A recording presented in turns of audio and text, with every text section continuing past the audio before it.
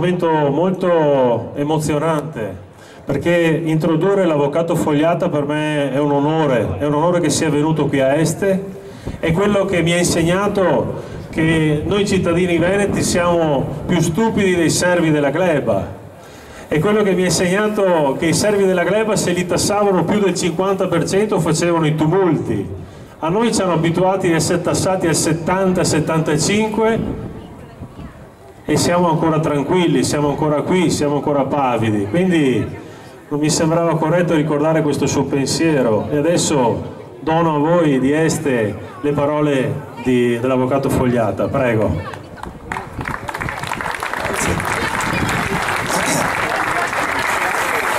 Insomma, è un'emozione per me essere tra di voi.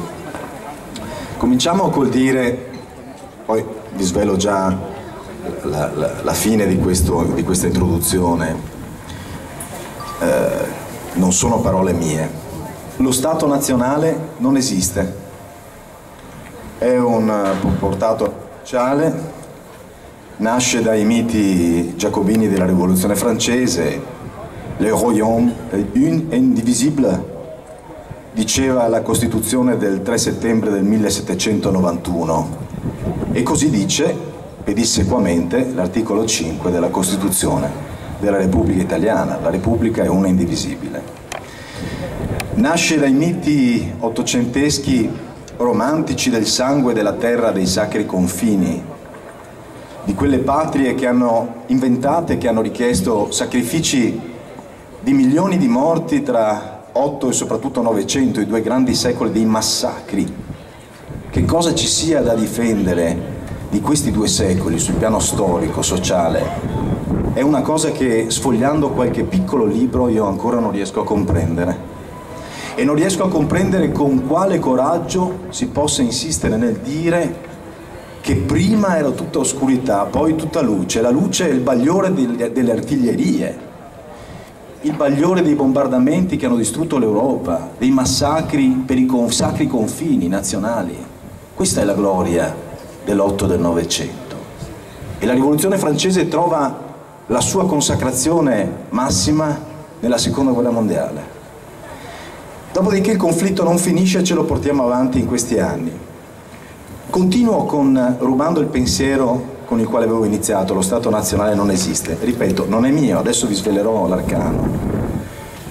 Questo interprete dice di più. Dice: lo Stato nazionale è il frutto della prevaricazione di alcuni gruppi su altri gruppi. I francesi dell'Île-de-France, i castigliani in Spagna, i piemontesi in Italia. Il Regno Unito si è sviluppato in modo diverso, ma insomma una prevaricazione degli inglesi. E così via. Nasce soprattutto dietro le baionette napoleoniche. Bonaparte, uomo geniale, intelligentissimo, necessitava di che cosa? Lui dello Stato nazionale non gli fregava assolutamente nulla, parliamoci chiaro. A lui servivano ampi confini per avere eserciti per la prima volta nella storia costituiti da milioni di uomini. Milioni di uomini. Prima erano sconosciuti. E per mantenere milioni di uomini Bonaparte aveva bisogno di tre cose: argent, argent, argent. Scei. Come li ricavava? Con la tassazione. La nostra Repubblica Veneta, dalla caduta del 12 maggio 1797 al 1914, quindi epoca napoleonica, vede un aumento della tassazione dell'800%. Vede comparire due mostri: la coscrizione obbligatoria, quindi per le campagne, immaginate il dramma dello spopolamento delle campagne, servizio militare che dura 6, 7, 8, 10 anni. I figli dei contadini, che sono le braccia per sorreggere l'economia, se ne vanno, sono costretti. Gli ufficiali napoleonici danno la caccia nei cascinali ai giovani che si nascondono tra la paglia, non per vigliaccheria ma per mantenere la famiglia. E la tassa sul macinato, che sarà gloriosamente ripresa dai Savoia subito dopo l'unità d'Italia. Questa devastazione territoriale è accompagnata da una devastazione culturale. Sapete chi aveva detto quelle cose che vi ho detto prima? Lo Stato nazionale non esiste, eccetera, eccetera, e che ha detto anche questo. Ve lo voglio citare testualmente. Illusorio è il fatto che lo Stato nazionale, dopo le prove subite negli ultimi 100 anni, abbia ancora un futuro. La soluzione non è la sua restaurazione, ma il suo progressivo ridimensionamento. Poi sapete, sul concetto di ridimensionamento ognuno può avere le proprie prospettive. Questo è Sergio Romano, ambasciatore della Repubblica Italiana, scrittore, opinionista, politologo, sociologo e quant'altro, e difensore strenuo dell'unità nazionale. Eppure le considerazioni sono queste, cioè se l'intellettuale difensore dell'unità nazionale la pensa così, noi che cosa dobbiamo pensare? Lui ritiene che questa ristrutturazione possa avvenire, ridimensionamento possa avvenire all'interno dell'Europa. Allora cambiamo prospettiva. Mi richiami poi col tempo, mi fa piacere. Diceva Fernand Braudel, il più grande storico del XX secolo, che quando Bismarck si ritrova sul campo di Sadova nel 1866 ha un cruccio per il massacro al quale sta assistendo e si sente colpevole di questo e decide di andare all'attacco a capo della cavalleria. E se non che Julien Benda dice non è sua la responsabilità, Bismarck sbaglia. Lui si sta lanciando lì, si trova lì perché milioni di tedeschi hanno sognato quel momento, hanno sognato il momento del loro riscatto. Che cosa voglio dire? La storia, come ha già detto il professore, ha delle sue direttrici che devono essere lette, possono essere lette solo a una condizione, la conoscenza del passato. Solo questo crea una possibilità di prognosi, come il medico non può essere un indovino. Guarda, fa l'anamnesi per definizione è un fatto storico, la storia del paziente. Con la storia del paziente poi fa la diagnosi, guarda un po' la situazione attuale del paziente e poi una prognosi e forse una terapia se ci riesce. Ecco, la stessa cosa, sono gli elementi istituzionali, sono i soggetti pubblici internazionali. Lo dice Sergio Romano quello che sta accadendo. Ci sono delle direttrici precise. La disgregazione dello Stato nazionale è un fatto in atto attualmente.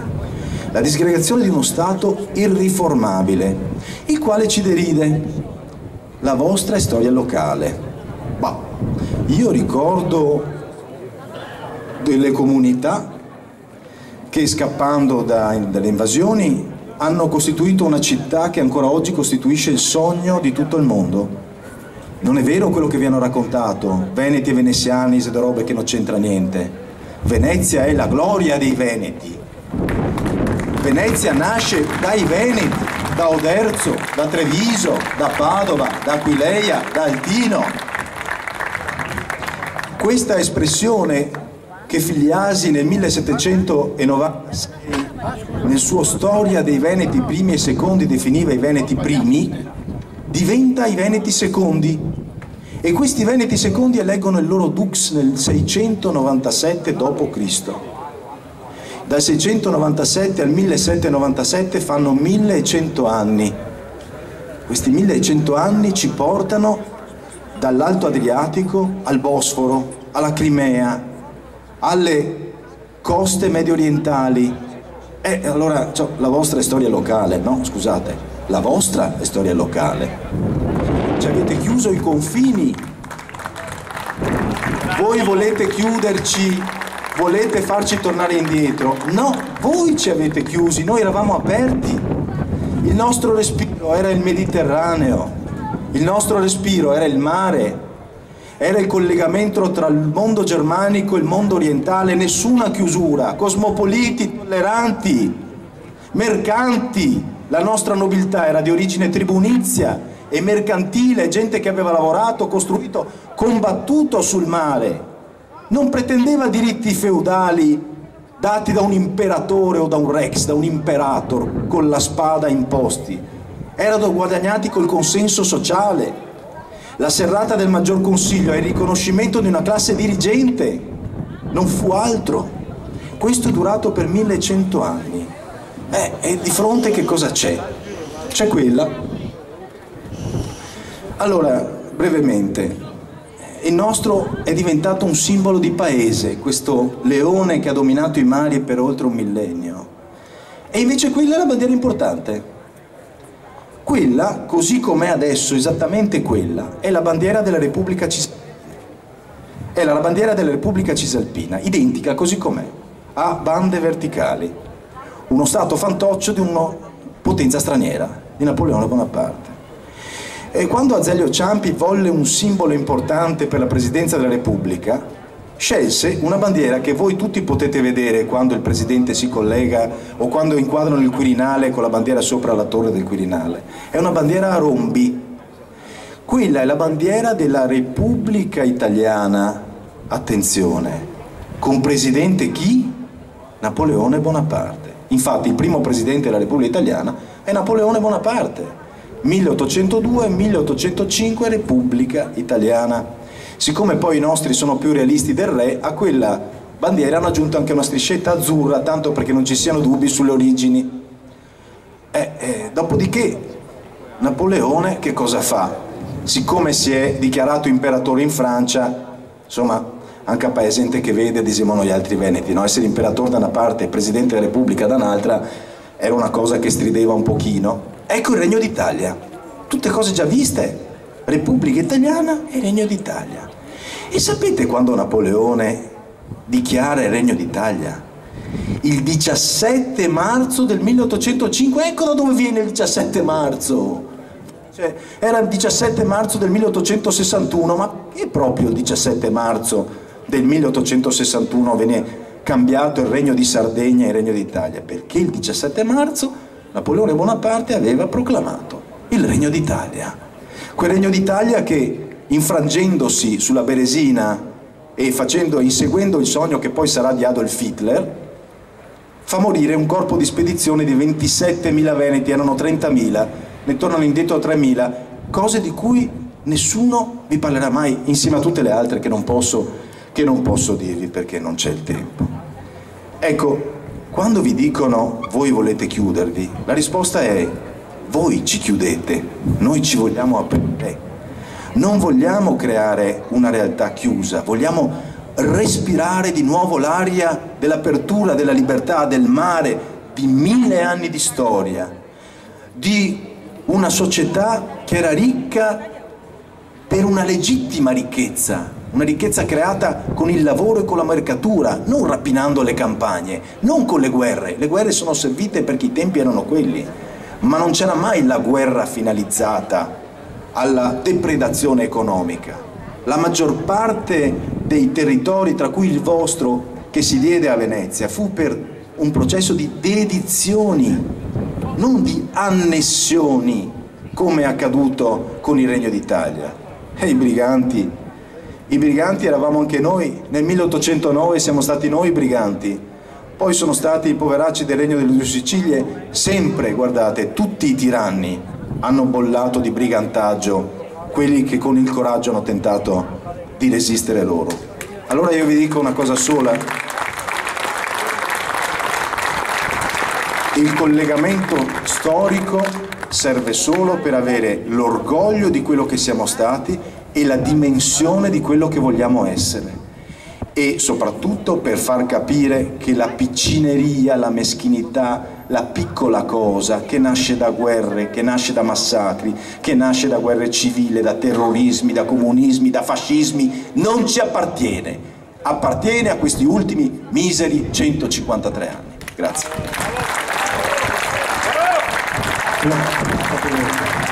Complimenti avvocato. In effetti quando parla l'avvocato Fogliata ci apre la mente. Io ho degli amici alpini che ogni tanto quando ci si vede mi dicono ma perché non viene a festeggiare la liberazione dagli austriaci? E io che ogni tanto vado in Austria e vado in Germania e dico ma sta bene gli austriaci? Cioè, non avrei proprio desiderato di essere liberato se